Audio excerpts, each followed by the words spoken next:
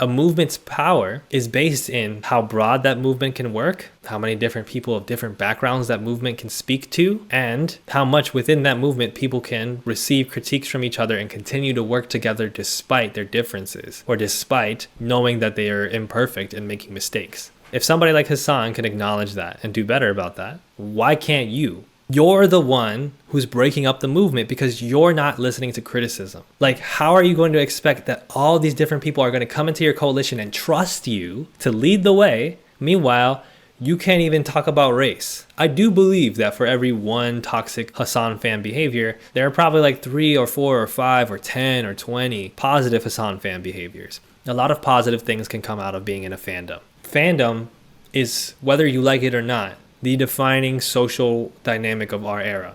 Whatever fandom space we find ourselves in, whether it's a small niche creator, whether it's Hasan's space, whatever, we have a responsibility to do better. Hey, so fan bases are interesting things. Fandoms are interesting things. I've had a lot of experience in my own life with fandoms. And today I want to have as close as possible to a balanced conversation. I don't, for one, have a beef with every single Hasan fan or all Hasan fans or maybe even the majority of Hasan fans. Of course, I'm referring to Hasan the streamer, by the way. I recognize that a lot of times fandoms can get all types of sweeping generalizations made about them. And oftentimes those can downplay the importance or the important things that happen within a fandom. It's very easy to make fun of people for being fans or stans. It's very easy to make fun of chronically online behavior. But at the end of the day, if you enjoy a streamer and you find community out of it, if you enjoy an artist or a piece of film the same way, that's normal. That's potentially a very positive thing for your life. But there are going to have to be conversations. There are going to have to be boundaries that get established in order to understand why fandom behavior can get so toxic. And a lot of it starts at the helm. It starts with the subject of the fandom itself. And so for today's conversation, we'll talk a bit to conclude the saga about Hasanabi, his recent controversy, not the dog one, but the one about calling out a chatter who appeared to be a black person asking him to talk about Sudan. Many people have many different takes about Hasan, and many people believe him to be bigoted on one end or extremely woke, quote unquote, on the other end regarding a whole table of issues. So it's really hard to talk about Hasan without everybody coming in and saying, I've been waiting to say this for a long time, and it's something that you're not trying to say. That said, my relationship with Hasan is, not obviously a personal one. I don't know him personally, but I like a lot of what he does. I sometimes catch his news reports / analysis clips taken from his streams. And I think that there are some observable things that he does that are good, right? He's done some really good fundraising work. He's done some good advocacy for organizations. He's helped a lot of people educate themselves and everything from, de-radicalize in the far right pipeline to become active socialists, whatever. I think those things are worth pointing out. That said, there is a significant, I'm not going to say it's a contingent of people within the fandom. I'm going to say there's a significant phenomenon within the Hasan fandom that tends to get reactionary when Hasan gets criticized. And when I say reactionary, I don't just mean reactive, right? Because a lot of people cross those words up to mean the same thing. Reactionary, oh, you're just reacting. I mean reactionary like ultimately doing right-wing stuff, saying right-wing stuff in the service of what could be something you see as progressive, what could be something you see as for the greater good. Reactionary behavior, because a lot of Hasan's fan base is ultimately young folks, often young white folks, often young white men, often young straight white men. Of course, it's a very diverse fandom. A lot of people are, not that. But a lot of them are in those categories. And, even outside of those categories, a lot of people will get prone to behavior where they're accidentally or even purposefully being bigoted. And that's why when I did my recent conversation with Foreign for Foreign Fridays, you might know him, friend of the channel, about Hasan as well as other streamers, Ludwig, other people that, we criticize for their white centrism. It was important to call out this recent interaction, which will be shown to you in a bit, as not necessarily being healthy behavior, and in fact, having an anti-black undercurrent to it. And I was not very sparing in my criticisms of Hasan. I was not very sparing in saying, this is ultimately an anti-black action. There's nothing that really can excuse this. So what was it that he did? For those who haven't seen, let's just see if we can roll the clip. We'll go from his recent address of this. This is the viral part. Clown take. Can you shut the fuck up when it comes to black folks? You really don't want to talk about us unless it comes from voting. When is the last time you spoke about Sudan? I'm gonna ether you. Any other black folk want to engage in radical activist language in this chat? Suck my cock, okay? You stupid fucking rad lib. Get the fuck out of here. Get the fuck out of my chat. Stupid, moronic, fucking rad lib nonsense. Suck my fucking dick. Fuck you. You think you have a pass in here to speak like this? Get the fuck out of here. God damn, dude. This kind of attitude is so insanely repulsive. Like, what the f do you think you're doing?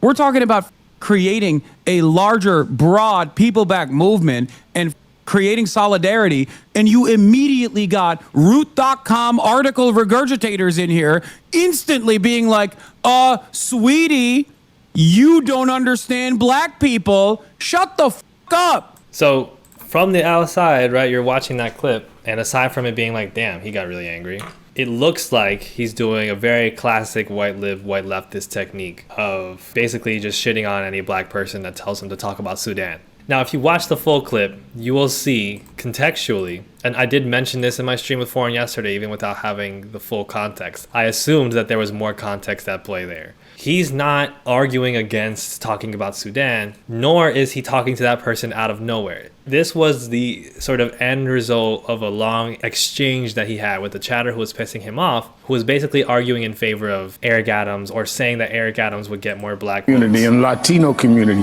come out and vote for him when you have Eric Adams, the incumbent mayor, on the ballot, who still has... Dog, Eric Adams is despised by every group in the state. Every group in the city. Like, the notion that older black voters are going to go for Eric Adams is insane. With all due respect, you don't know black people? With all due respect, I know polling. Black Gen Xers and black boomers, that's 100% a viable thing. You're not in the community. Man, shut the f up. Please. To me, I don't see this chatter as specifically saying, I like Eric Adams. This was obviously a pretty inflammatory way to call out a potential difference of opinion, but it wasn't necessarily offensive either. And I think even from this context, right, and we'll see how this escalates, there's not really even a need to take the bait here, so to speak. Like, there's not a need to get super angry. Hasan could just be reacting, and I know it's hard. The streaming work is hard, especially with the massive audience that often is rage baity as his is, and with all the shit that goes on around Hasan. But you could just respond to this and be like, I disagree, to be honest. The polls don't say that. This person, though, continues to say, like, this is 100% a viable thing. You don't know black people. You're not in the community. Jesus Christ. Oh my God. We heard this with Cuomo too. Just shut up, dude. Shut up. I don't Trust give a me, it's possible. Okay? God damn. Holy dude. It is so precious. Always. It's so precious. I can't have a conversation that pertains around black people voting patterns without everybody fucking chirping at me like I'm on a Klansman meet. Like I'm a grand wizard of the KKK or some Jesus Christ. I'm doing fucking elections analysis. God damn. So I get why he's frustrated, because he's looking at this and saying, here's another person, obviously this is one of many people, that is coming to me, and instead of recognizing that I'm looking at polling data and that's why I'm speaking on this, that's where my analysis is based in, it's based in statistics, they're assuming not only that he's just wrong, but they're also assuming like, oh, you're speaking out of your ass essentially because you don't know black people. And I get that that's frustrating to hear. It is, because people will do that in good faith or in bad faith. People will not recognize that there's a very valid reason for Hasan to assume that Eric Adams will not get support even from older black folks. Again, I also understand the perspective of maybe the polling data is off. If you're in the community, a lot of black people will still vote for Eric Adams. That aside, I get that the way that the chatter was bringing it up was frustrating. I still think the response, even at this point, is disproportionate. Machine politics plays a formative role in the black vote in general, especially for older black voters. I know that. You just don't understand black people. Admit it. It's so stupid because it's not like you're pretending to know black culture law. You're analyzing post-life stupidity. Okay, don't even joke about this. I mean, your analysis on this is bad. All black voters do typically not budge due to historical mistrust. I'm gonna lose my mind, dog. I know. I'm saying that the older black voting bloc goes off of the machine that directs them as an unstoppable force in whichever direction the Democratic Party wants to go towards. The argument is simple. Will the Democratic establishment machine, out of fear that they'll have like an uncontrollable force like Eric Adams, try to move it and funnel older black voters as a voting bloc in the direction of Zohran Mamdani? And even if they don't do that, will Zohran Mamdani still win? And I think the answer is yes. Clown take. Can you shut the fuck up when it comes to black folks? You really don't. And so that's what leads to this particular comment. Okay? So for one, as Selena Flows has also pointed out, this is when Eric Adams was still in the mayoral race. What does that mean? This is a clip from June, from right after the electoral primary. And so Hasan's making this point. The polling data says Eric Adams is cooked on all demographics, which turned out to be pretty valid of a take because Eric Adams ended up dropping out. He was clearly not going to win, and he siphoned his votes over to Cuomo in an agreement with Trump, essentially. Real nasty shit, right? Hasan is still trying to just make the point. I'm not saying this out of my ass. I'm looking at this, and his analysis turned out to basically be correct. Now, in the midst of all of this discourse about whether or not Hasan mistreats his dog, which a lot of it is being had in extremely bad faith, people brought up this clip from June out of context of him yelling at this person, mentioning Sudan, and losing his shit, getting really frustrated with them in a way that, honestly, again, undercurrent of anti-blackness to it. But you can see that what Hasan was trying to say was, I'm mad at these people coming at me in bad faith with this argument. And also nothing to do with like whether or not he cares about Sudan or not, right? Like, I'm sure Hasan has mentioned the genocide in Sudan in the past. Regardless of that, he didn't address the Sudan part at all because that wasn't the context of what he was discussing. But it looked bad, right, in the context of the clip. And regardless, even out of context, like, it looked kind of bad, whatever, you can still contextualize it, but that doesn't excuse it for me, to be honest. It doesn't excuse it for me, and that's what I was talking about with Foreign the other day. Now, when I say it doesn't excuse it for me, it's going to sound like I'm saying, again, Hasan did something so virulent and so anti-black that, he simply has to, be punished on some degree for it. Or just that, like, I'm really mad at him, or whatever the case might be. You can do something that I think is wrong and that I think has negative consequences. And that's not me making some larger statement about the content of your character. Frankly, I don't know Hasan as a person. From what I've seen, he's done a lot of work. Again, like, calling out anti-blackness, talking about white supremacy, whatever, as well as a lot of fundraising work, political work, etc. Now, that being said, our takeaways, even with the context of the clip, Hasan got engaged into some rage bait, overreacted, and ended up saying some stuff that I think leads to a bad environment. It leads to a bad response. In summary, Hasan gets rage baited a little bit, gets, I think, overly frustrated with certain chatters who push back on something that, they're probably wrong about but isn't completely unreasonable. Gets really frustrated at assertions that he's ignoring Sudan and being anti-black. Overreacts. And I think that overreaction, despite the context, is still something that has negative consequences. And it's still something he needed to address. And to illustrate what I mean by those negative consequences, I want to show you how he addressed the controversy. Because he did address this. And I want to show you in particular how certain people's responses kind of demonstrate how within the fandom, especially when Hasan gives his fandom an opportunity to be anti-black, obviously unwittingly, you could say he was doing it wittingly if you believe that, but whatever the case might be, wittingly or otherwise, those fans will take it. And they'll do it in good faith or in bad faith, whatever the case might be, but it creates an environment that we just can't have right now. We just can't have it. So here's what I'm trying to say. In particular, I want to show you this clip, partially because it's got my friend Think Peace Tribe in it, and they're great. I recently had a conversation with Think Peace. Think Peace puts up great TikToks, has great video essays. You should check out Think Peace Tribe. Think Peace basically has fun with it and makes a TikTok basically making fun of Hasan, particularly his pronunciation of black, right? Of black people, any other black radical, right? So this is his response. So Hasan, I watched that clip where you got on that chatter for telling you to talk about Sudan. And honestly, to me, it's like, when are folks going to realize that as a non-black person, you can't be out here using an uppercase B when you say black. Like, it makes you sound like Bull Connor. You sound like you're from Rome, Georgia. You sound like Martin Taylor Greene. You sound racist as shit. It's because y'all niggas be using that uppercase B. You be like, black. It's like, whoa, calm down. Brother, everyone here knows you're not racist. This won't change their minds. Having to apologize for saying black folk in a racist tone is the reason why normies are weirded out by leftist bases and only fuels the Hasan is scared of his audience narrative and none of his opinions are his own. Being a leftist fucking sucks. It's a new shitstorm every day. I don't care because I don't do anything because I'm worried about the way that I'm going to be perceived by people who are on the outside. If I'm doing something or if I'm addressing something, it's because I think it is important to address. A lot of people are also who are knowledgeable of my background or knowledgeable of my opinions are just saying that like, yeah, this looks bad to outsiders. But ultimately, the real reason why I'm doing this is because it comes across as an insincere grievance because you're like, if you're white and you come in here and you're like, dude, what are you talking about? You literally spend all day, every day talking about white supremacy and are even oftentimes victim to it as well. Like, what the fuck are these people chirping about? If that's your attitude, if it's like automatically dismissive, and you think that everyone is being cynical when they bring this up, you're not wrong. There's a valid grievance, especially because what I say and what I do does have the capacity to influence people in this chat. And after a certain point, I think it's important to address it. That's it. Who you feeling like? This isn't just for a song. So my take usually isn't what these people are talking about, but rather what I'm missing in the situation. Like, what am I seeing? Like, whoa, relax, twin. What?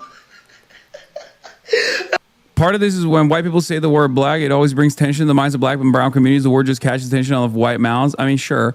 There was another person that brought up Stephen Miller, but I think that's a good point to address as well. I forget. I want to just move to this clip too. That's the other side of the story as well. So a lot of people see this kind of stuff and they go, oh shit, we're all fucked. Because most white people probably have, done infinitely worse racialized crimes overall than simply saying black people with a hard B, as people are saying I was doing. And they go, people are being overly sensitive. Like, I understand the concerns coming from everyone. I mean, this person is just like jokingly referencing it. He's not like, I'm showing people who are fans, who are in this community, who are knowledgeable of the streaming space or knowledgeable of my background. I'm not showing you the videos of people being like, I got it. It's his dad is a billionaire. And finally, the billionaire secret capitalist has shown his true nature about how much of a white supremacist he is. Like, they're not, they're just chirping into the wind. Just let them fucking chirp. Who cares? And if people are fans of those people and they think that, there's not really much I can do about it. There's not really much I can do about it beyond just, continuing to do my advocacy in the way that I do. Just because there is a bad faith outrage campaign designed around an issue doesn't mean that there isn't a valid concern. Okay, so so that's the general gist, right? You see that Think Pieces TikTok, it was not super serious. It was very lighthearted, and it was just referring to like the tone of what Hasan was saying. Others have said a little bit harsher, but more along those lines of like constructive criticism. Hey, like, don't get dragged into this. Don't get into these rage baity moments and then start saying these things that ultimately give people an impression that you can discount black folks' opinions or discussions about Sudan or discussions about anti-blackness within white leftist communities, all that stuff. Don't give people that impression, right? By getting too mad at a commenter. You see what we're doing here. And Hasan is like, hey, even though there are some people that are taking this into bad faith, you see that there's still a valid conflict here, right? Right. That's what he's saying. So let's see what the commenters are saying, right? So I'm going to try to show you the ones that people are reacting to first. Bro, what is going on? We need government, healthcare, and livable wages, right? There's literal Nazis in the Republican Party, and progressives keep infighting over words and said tone of words. Like, get out of your own way. Hey, black person here. The fascists are taking over. They want to eradicate us. Can we please stop fighting amongst each other over stupid shit? Woke of the Day award. Woke is so back. It's not a bad conversation to have, but it's just very unproductive and can drain time from other issues. Man's kind of gets stun locked. You kind of see what's going on. A ridiculous smear campaign. This is exactly the problem.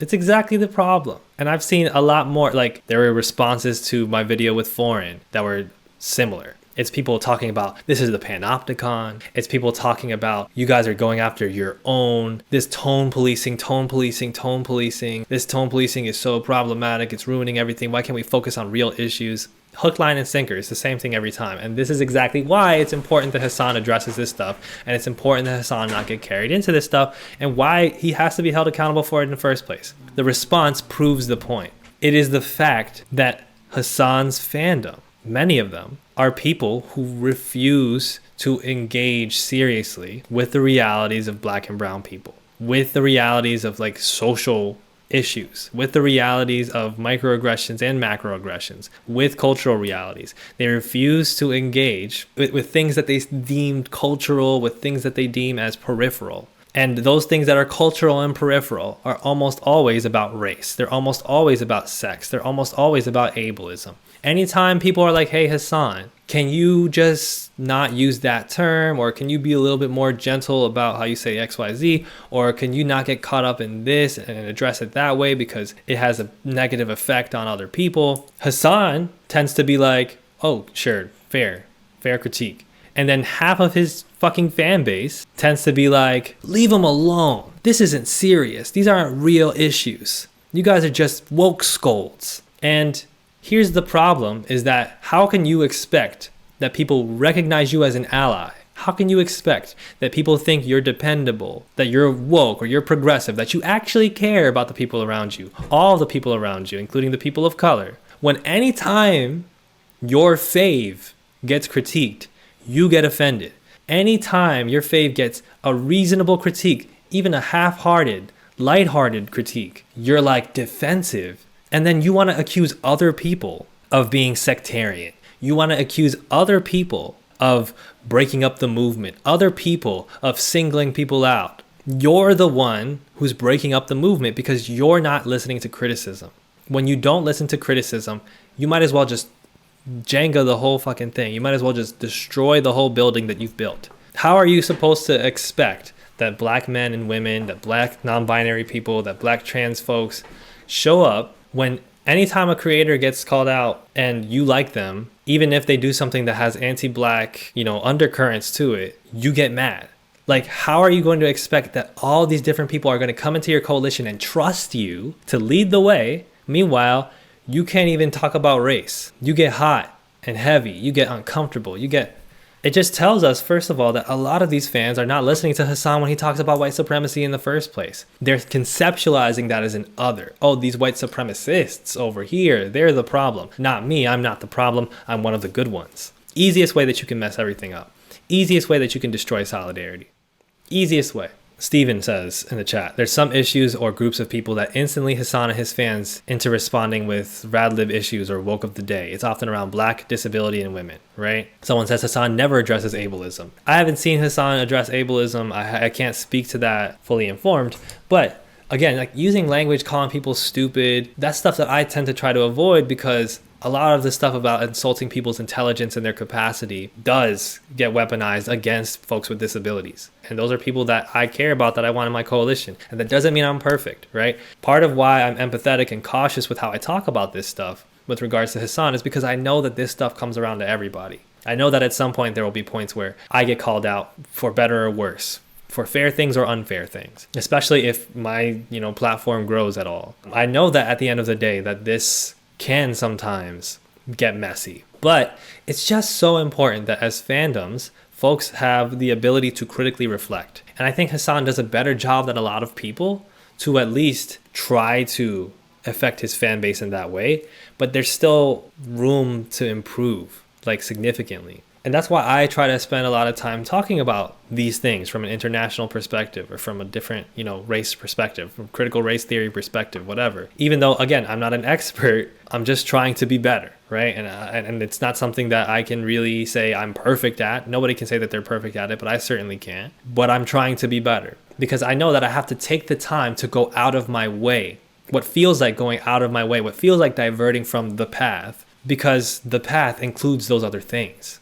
Selena Flows, everyone has blind spots. Using just one person as your basis for politics coverage is not the way. Extremely true. And that maps onto the diversity of the different people that you might follow. Because if you're just following Hasan and then you're following other white male content creators that talk about what Hasan talks about, you're operating from this mentality like this is the only stuff that's important and they have covered everything that I need to know.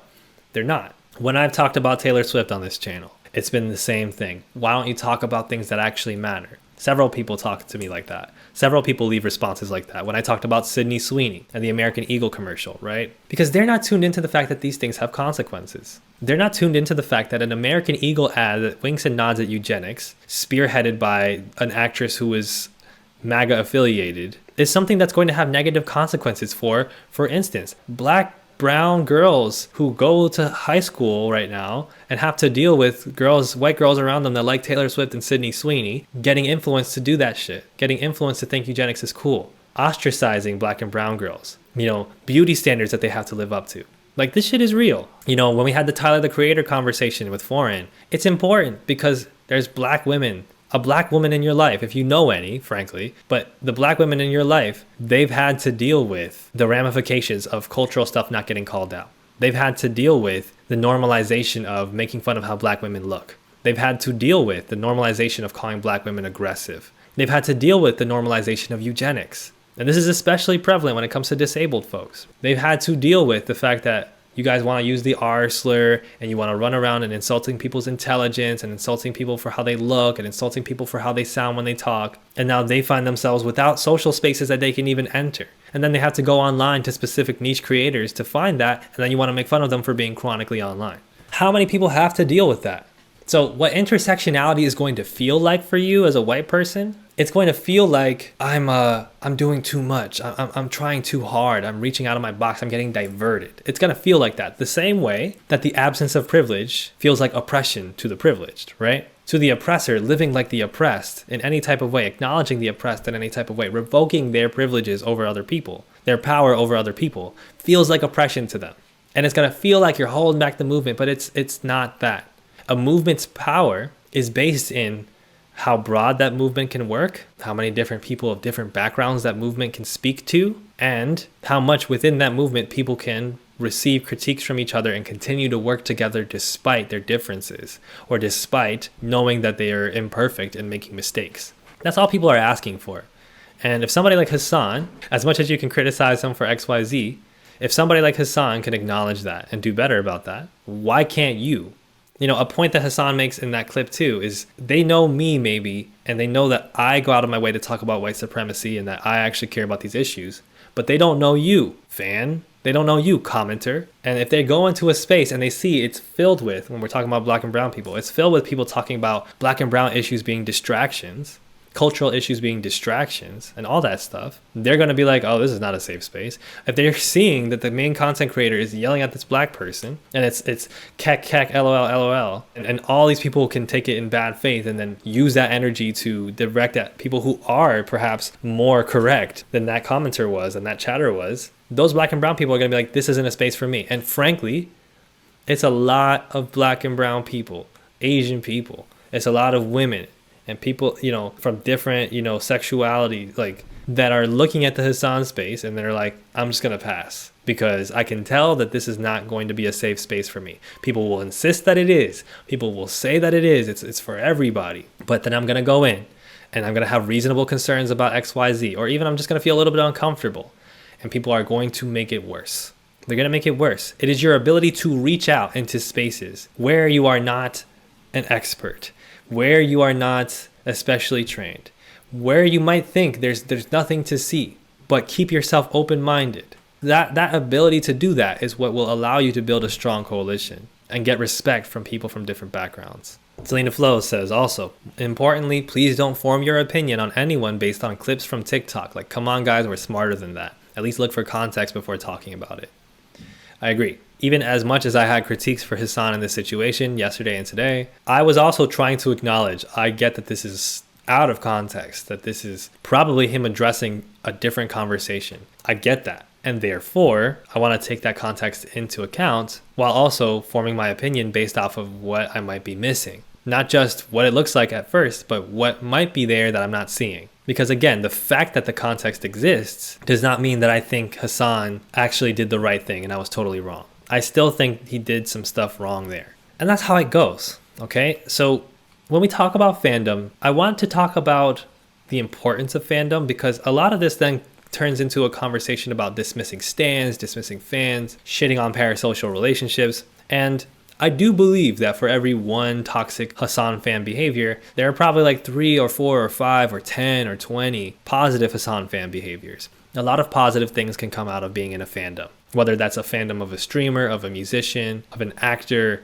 of a property, like a series. Those things can create community. Those things can create places wherein folks who don't have anywhere to go find groups of friends and infrastructure that is important to them, that supports them, that cares about them. And a lot of times it's the marginalized folks in our society that have to find those spaces. Why? Because the main spaces aren't designed for them, especially in a day and age wherein third spaces are like obsolete, wherein it's so hard to just go out and spend time somewhere without paying a lot of money and meeting a certain social and class standard, especially in a day and age when COVID is running rampant, when it's dangerous oftentimes to be out, especially when you could potentially fit the bill for getting detained by ICE. It's really important that people have safe spaces online that they can go to just be themselves and to learn about the world. Fandom is, whether you like it or not, the defining dynamic of our era, the defining social dynamic of our era.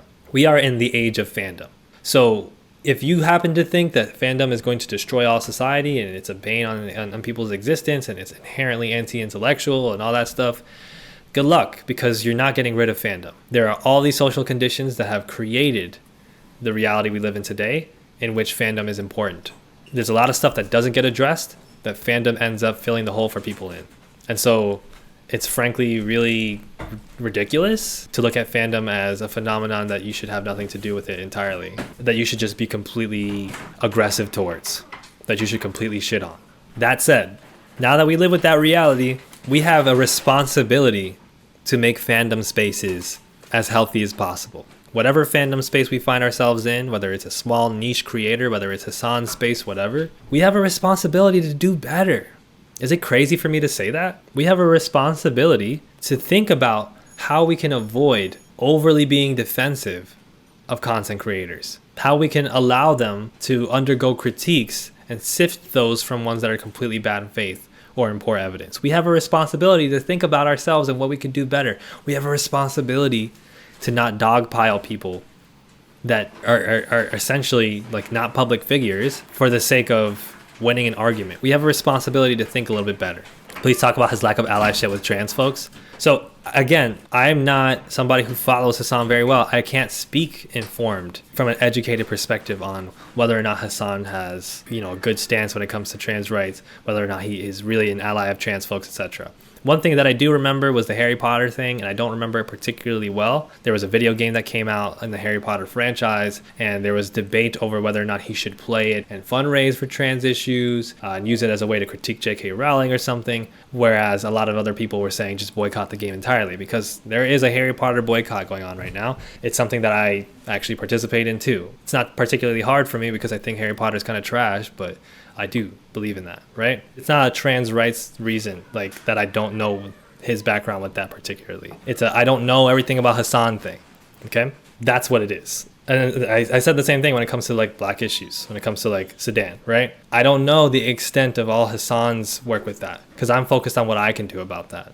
That being said, whether it's trans folks, whether it's black folks, brown folks, there are times when even a Hasan that's doing better, even a Hasan that's quote unquote going to therapy, which frankly, I think that we act like going to therapy is some like perfect bandage over anything. It's a perfect one-stop solution to making things better. I think that that's like unfair and actually ignores a lot of the realities. So whether it's trans folks, whether it's black and brown folks, whether it's Palestinians, whether it's, Nepal, right? Even if Hasan makes the effort to do better. Oh, I was talking about therapy, sorry. Even if he makes the effort to do better, and he does, there's going to be points wherein he can be critiqued, okay? A lot of you think to yourselves, oh yeah, I'm open to criticism. I'm just not open to this criticism and that criticism and that criticism and the way it sounds like when you do this and the way it sounds like when you do that. That is a sign that you're probably not open to criticism. Now, therapy is very helpful. That's to Steven's point, right? Therapy is, first of all, a very blanket term for a lot of different types of things. I'm somebody who supports, I think we should be doing somatic therapy. I believe very strongly in EMDR. I believe in like figuring out different types of therapy, how they might work with you, how they might help you, right? But oftentimes we talk about just go to therapy, And it's like we're thinking it's just talk therapy, right? We're also oftentimes papering over the fact that therapy can often be a negative place, that some therapists can be actually really unhelpful. They can waste your time and money, that therapy is expensive. I mean, for somebody like Hasan, it's not a concern. For somebody like you and me, possibly, right? So sometimes we just say, oh, Hasan should just go to therapy. Listen, it's a lot deeper than just Hasan should just go to therapy. It's a lot deeper than men should just go to therapy. That's like an easy thing to say. But the reality is a lot of people go to therapy and get worse because their therapist just like co-signs whatever they're thinking. The therapists are not well trained. The therapists don't understand different ways that disability intersects. The therapy doesn't take into account the race of the person, doesn't take into account the socioeconomic background of the person, all myriad of things. So I think to a deeper point, Hasan definitely needs to work on his emotional regulation when it comes to engaging with stuff in the chat. I feel uncomfortable saying that because I think that that's pretty sweeping. That's a pretty invasive thing to say. But I just think, he can do better to not engage with rage bait. That's what I'll say, right? He can do better not to, when somebody like that, like from the infamous clip, is calling him out, disagreeing with him, being annoying, that he doesn't react in a way that accidentally makes the black and brown people in his chat feel unsafe. And you have to understand, like, some of y'all might learn this from relationships, from friendships, from family. You can make people uncomfortable without necessarily doing anything wrong. And I use scare quotes for that, wrong. Sometimes you aren't making a bad point. Sometimes you are right to be angry. Sometimes you are being misinterpreted. You still could be making people uncomfortable that don't need to be being made uncomfortable. And this is it's a particular concern when it comes to public figures. Because when we're friends, when we know each other, we can make each other uncomfortable, and that can be a source of growth. But even in friendships, we have to be thoughtful about how we do that. We can't just like try to trigger our friends and try to do shock therapy on them or something. We have to be thoughtful, okay? We have to be mindful of what we can do to help our fans and what we can do to help other people.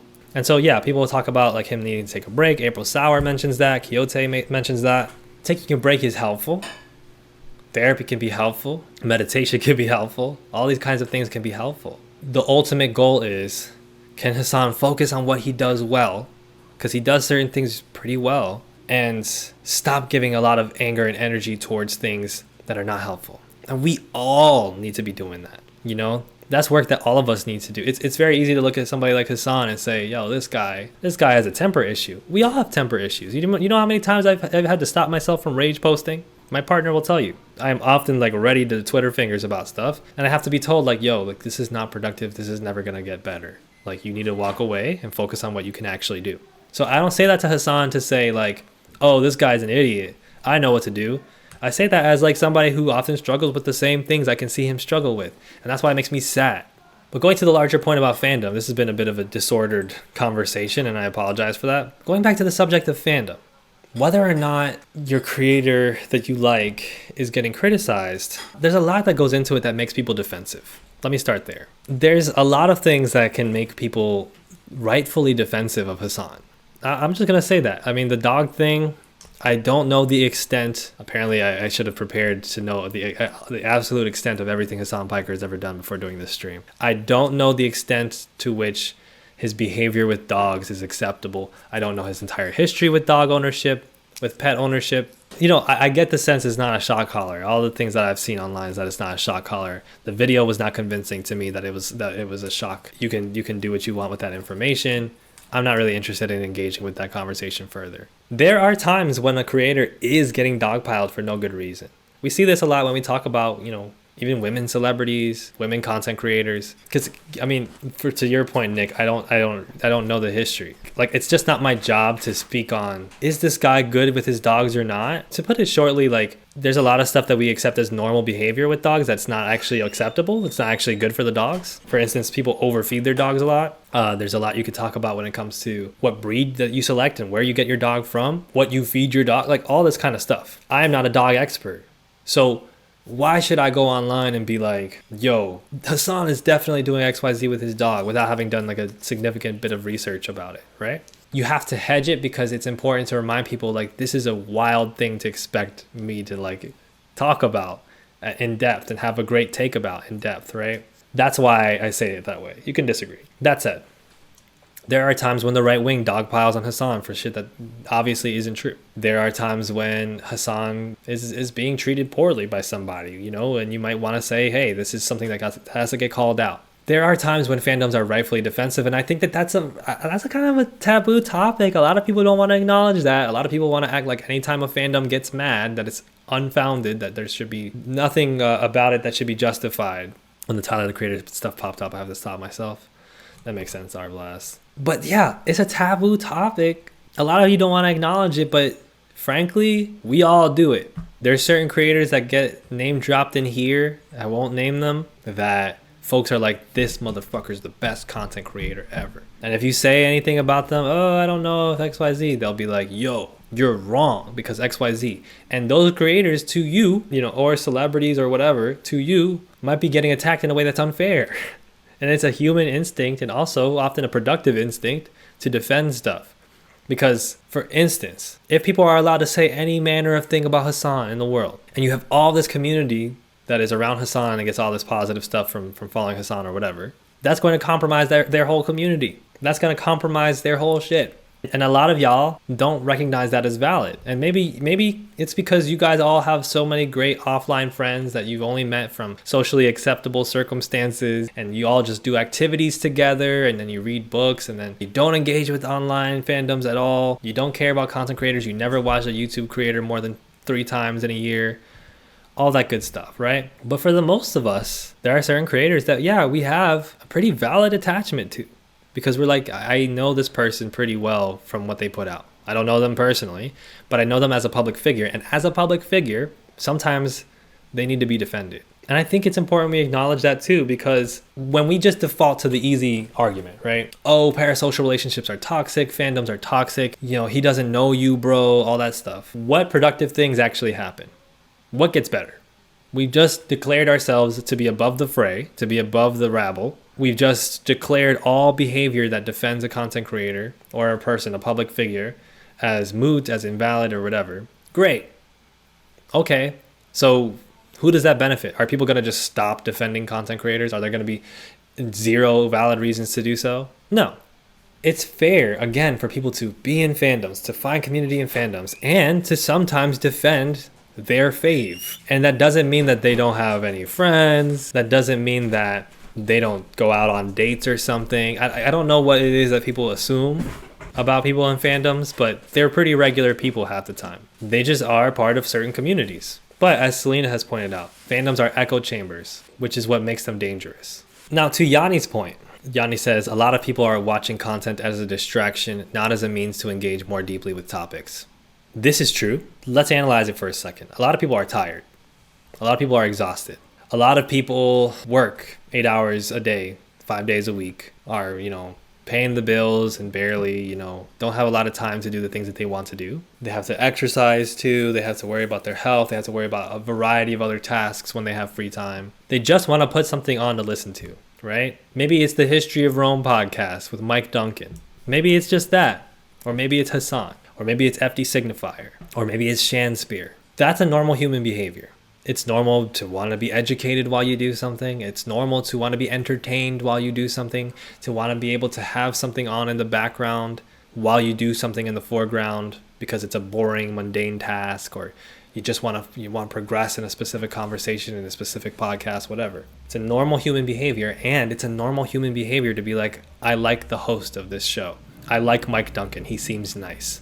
We got to just acknowledge this, okay? Because a lot of people want to act like they're extremely above any reactionary behavior or any rabble-like behavior or any normative social behavior. A lot of people want to act like that. A lot of people want to act like they don't watch sports. A lot of people want to act like they don't listen to music. They want to act like they don't watch movies. They want to act like they don't talk about pop culture. They want to act like they don't have any parasocial relationships at all.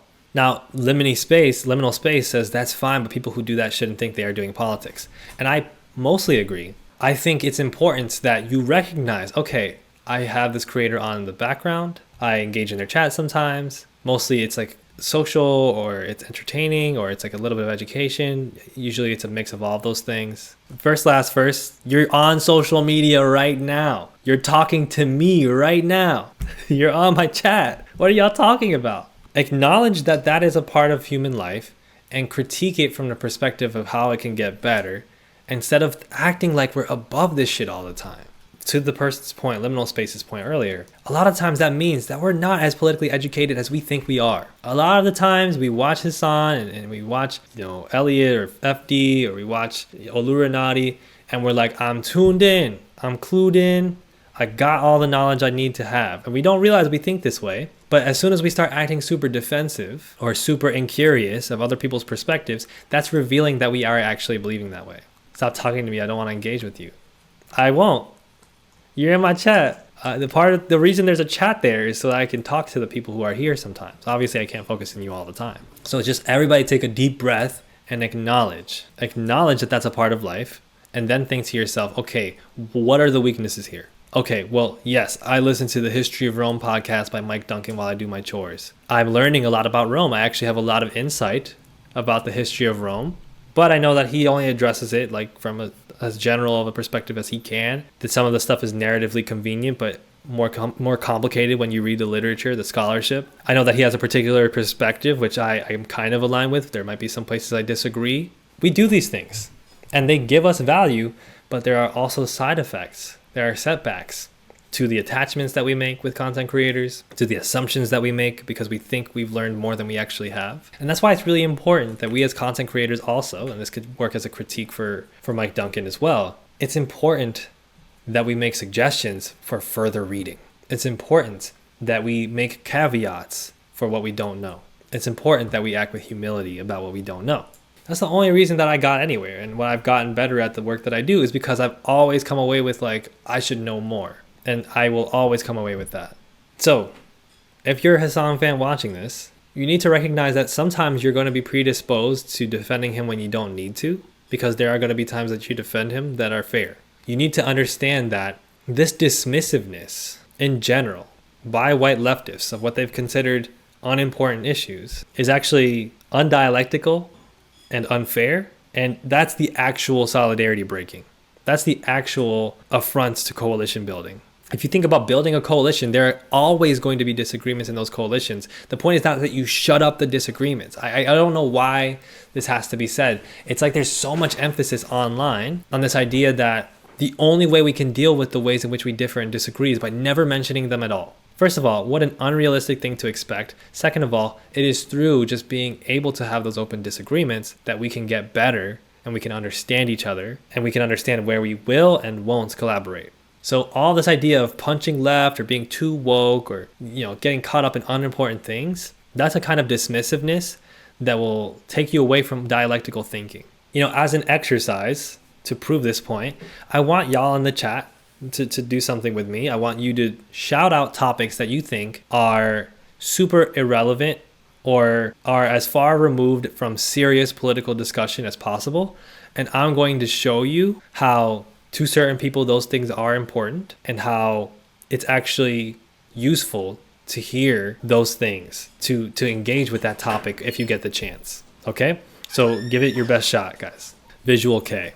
That's the bands in Japan, right? And there's a lot of fandoms for Visual K as well. Quantum mechanics, I don't even need to go there. STEM is just very significantly correlated with politics. Veganism, that's a whole other stream. My skill as a home cook, great one. Comic books, good one. Okay. Y'all ready? I took 3. Okay, let's start with the hardest one. Visual K. So there are huge fandoms online for Visual K, which is a subculture, as you can see from this Wikipedia article, of Japanese bands, particularly, X Japan, Dead End, etc. And there's a specific style of expression and a style of dress, cosplaying as members of the group that leans into a lot of like femininity, glam, gothic rock, etc. So let's say you run into a 15-year-old Visual K band stan on Twitter, and they are spending their time arguing about whether or not their Visual K band is better than another one or whatever. Here's how this is important politically. For one, there is a history of gender roles in Japan that plays a significant role into how society and economics are organized in Japan. You can get into a whole thing about, Japanese suffrage history. You can get into a whole thing about like women not being, in their position to vote for a long time, about men being at the forefront of politics, and about homosexuality, regards to to different queerness in Japan, etc. That Visual K kind of offers an escape from or a type of artistic critique of, right? And so somebody who's interested in those things might really be interested in a conversation about sexuality in East Asia, about Confucian gender roles that have become like sort of neo-Confucian, globalized, etc. Because, you know, East Asia is not Confucianist at this point. That's kind of a misconception. And there are also ways in which somebody had mentioned that a particular band has allegations. There are also ways in which people who use aesthetics of femininity, this happens in US bands as well. Men use aesthetics of femininity and their large young girl audience as a way to become safe objects of affection for them, which brings them a lot of money and a lot of acclaim, which they can then abuse. So on that primary level, you can have conversations about sexuality, about gender, about abuse, about, you know, fandom, and you can help that person see like, hey, this visual kei stuff is important. It is important because you are engaging with the subculture. Maybe it's because this subculture is much more appealing to you as a way of expressing gender differently and communicating with people online. And that might be because you're up against these social views, these social roles of where gender is supposed to stay in a society, in your own life, wherever you are in the world. And that can be a great way for you to study and gain insight on why MAGA, for instance, harps on such homophobic, misogynist rhetoric, harps on having control over women's bodies and preventing people from engaging in queer relationships to whatever degree that they can with the role that they have. It could be a great gateway for you to then get involved in queer politics, queer activism, and understanding how these things operate as systems of control so that societies continue to reproduce and they continue to reproduce offspring that are amenable to society and the state. So no, that stuff is not unimportant. It actually is important as a vehicle for studying history. It's important as a way to build community online. It's a way to engage with queer politics and gender. And it's a way that you can find a space for you to be alternative to the hegemony. Second thing, home cooking. We just found out that the Trump administration is planning to essentially roll back or cut food stamps next month, in the middle of what's going to be a harsh winter in multiple parts of the United States, in the middle of a period of time in which more and more people are going to struggle to eat due to rampant wealth inequality. And our relationship with food is as disordered as ever. Grocery prices as expensive as ever. Restaurants charging out the wazoo.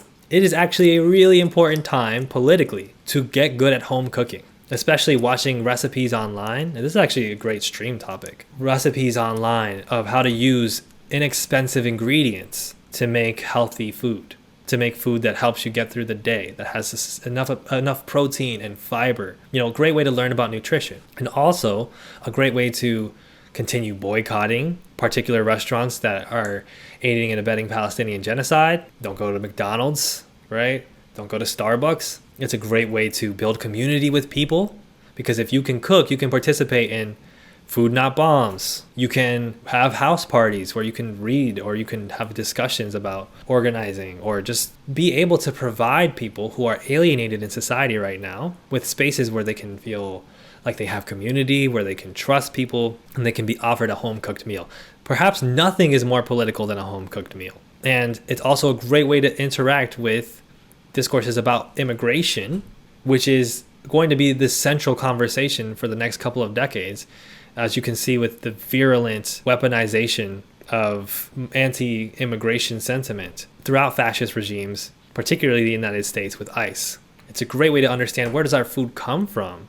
It's a great way to understand why we are able to cook certain things, how we understand certain palates, certain types of cuisines, how people have adapted over time, right? Like the American taco is a product of Tex-Mex cooking, which is essentially Mexican immigrants in the South, in Texas, learning how to cook with different ingredients because they've had to leave Mexico, right? And it's a great way through which you can interact with different immigrant communities, learn more about them, and help learn how to organize with them. Last thing, comic books. Comic books, superheroes. This is our mythology of our time. And mythology, when it isn't co-opted by capital and when it isn't used by the state to discipline people, mythology is ultimately how we talk about ourselves. You know, why do we love the superheroes that we do? Why do we love Batman or Superman? Well, we love what they represent. We love that Superman is a person who has been given these extraordinary gifts, who has been alienated from his past, who is an immigrant, you know, who has been alienated from his own planet, which was devastated by destruction, which no longer exists. and is constantly grappling with ethics and morality because he has the faculties to actually act on larger moral and ethical questions. And so how we talk about Superman and Batman is often how we talk about ourselves. Moreover, in a period of time in which the digital world has dominated so much of our living, so much of our social, space, and is used to track us, to surveil us, is used to monitor our behavior, to induce us to buy certain things, to pass certain agendas to us, collecting physical media is actually a splendid thing to do. It could be comic books, or it could be vinyl records. It could be CD players, cassettes.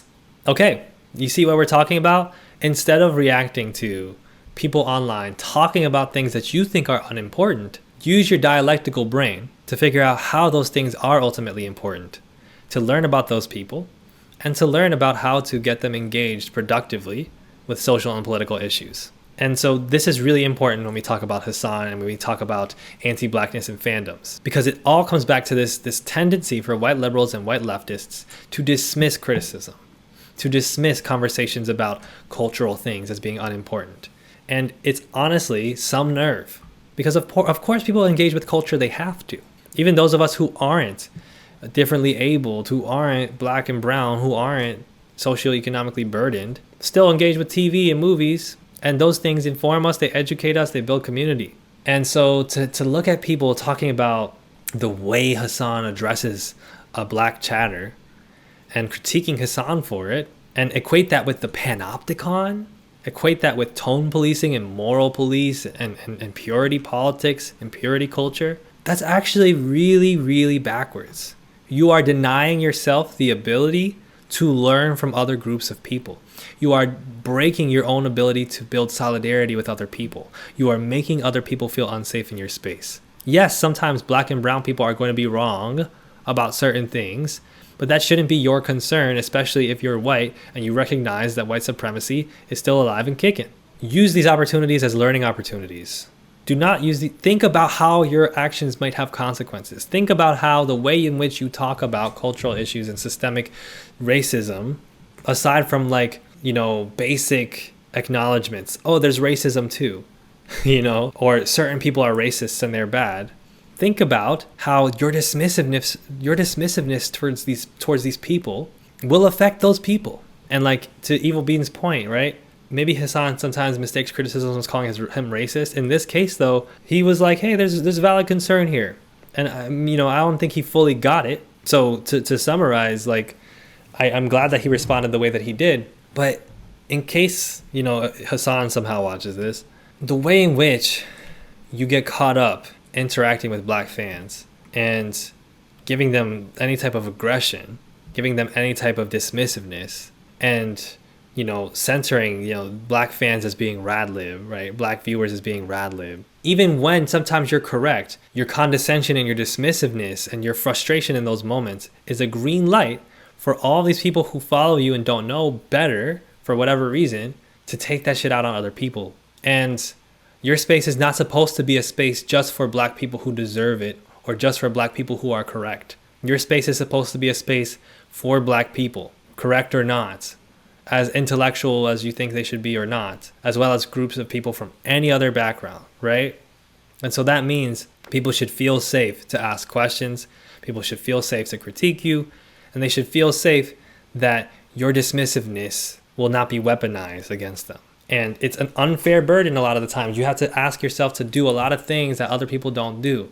But that's part of the thing that comes with having a career that is based on millions of people, or at least hundreds of thousands of people loving you, supporting you, coming out to see you at talks, giving you money, defending you online. That's your job, right? You have an amazing thing going. This is the sacrifice you have to make. The sacrifice you have to make is to think a lot more about the consequences of what you say beyond just whether or not you were correct about what you tried to say. Does that make sense? If a marginalized person, we had somebody in here who I think, was trying to emphasize trans issues, but because they were emphasizing some stuff that I think was unimportant and making really uncharitable arguments. And I wasn't going to sit here and be like, any other trans people wanna talk shit, you rad lib motherfucker, right? Like, I wasn't kidding like that, right? Again, I'm not perfect. I'll make mistakes just like anybody else. But that was a moment where I could have been a lot more angry and used them as a kind of, whipping post that inevitably will get weaponized against other trans people.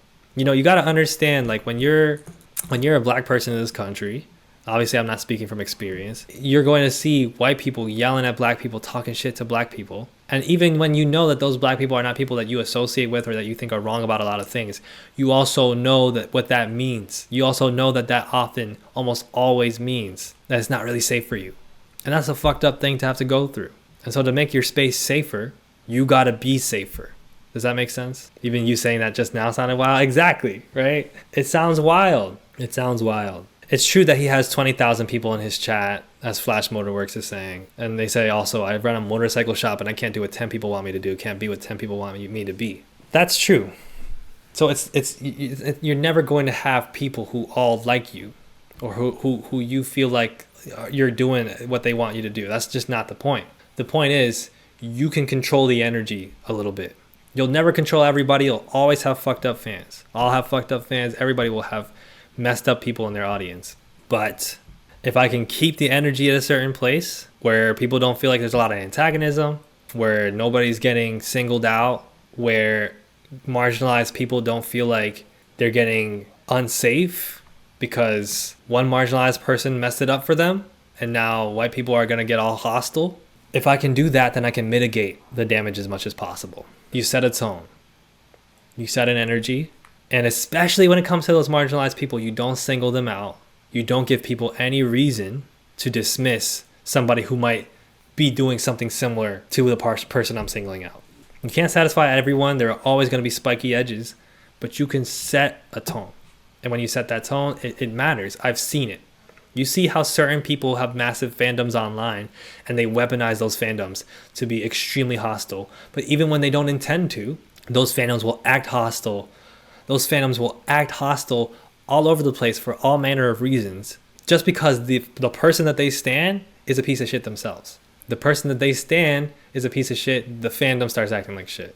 Meanwhile, you see how certain fandoms, the person that they stan, the person they're a fan of, is super chill, doesn't do too many public appearances, is constantly advocating for important causes, and the fandom, as a result, does not go around harassing people, does not go around acting as arrogantly, is much more chill. This is on average, but that's the reality. Moni says, I really hope Elliot never gets into controversy because I'm not gonna act right. So my progress back years. You're funny, Moni. Me and Moni go way back. We know what fandom is like. We know what fandom is like. I've been in the BTS fandom. Moni was in the BTS fandom. We know what it's like. So